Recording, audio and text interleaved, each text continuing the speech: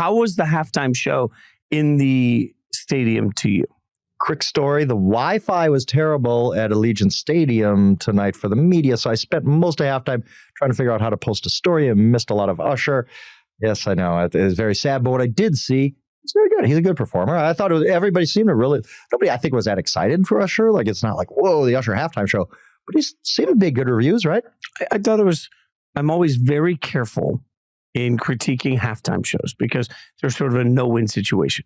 I like my halftime shows, and we've talked about this before, to be like bangers, you know, to have like this pace. I want everybody to jump it down, up and down. I want it to feel like this electric. When it's done, I want to feel like I'm just going to collapse into my seat and be like, what in the hell did I just watch? That's what I like, which is why I always use as one example Bruno Mars at MetLife in New York, because it was really well thought out. A couple of years ago when it was all the hip hop rap icons together, this set had this flow, right? So like tempos work. So it's almost like a great DJ in a club makes everything flow the right way.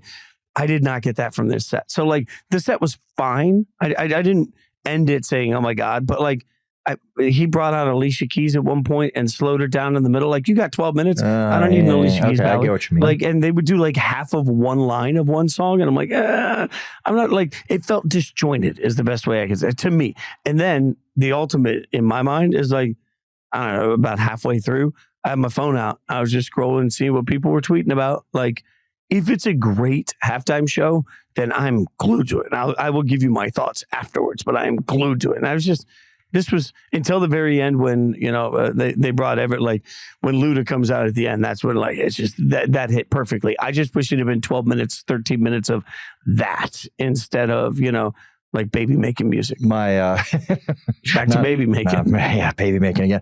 Not my daughter Lexi will not text me about football at any point, but during the halftime show, just about every year she will.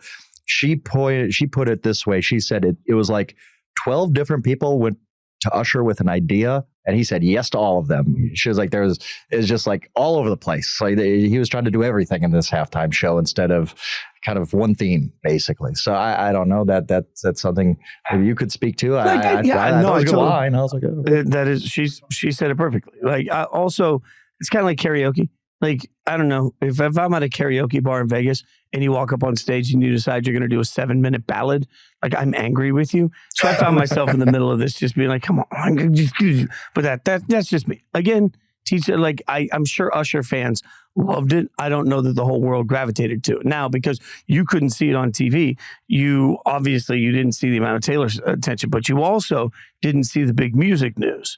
There was quite the dramatic commercial with Beyonce in it. And the whole concept was, can Beyonce break the internet, right? And then can Beyonce break Verizon's network, right? So she's doing all of these different weird things. And she's like announcing she's going to run for president. And does it break the network? And she's going to be launching a space shuttle. Does it break the network? That's the whole thing. So it goes through the whole commercial. And at the very end of the commercial, unbeknownst to anybody, she says, well, if I can't break it, I guess we'll just put out some new music.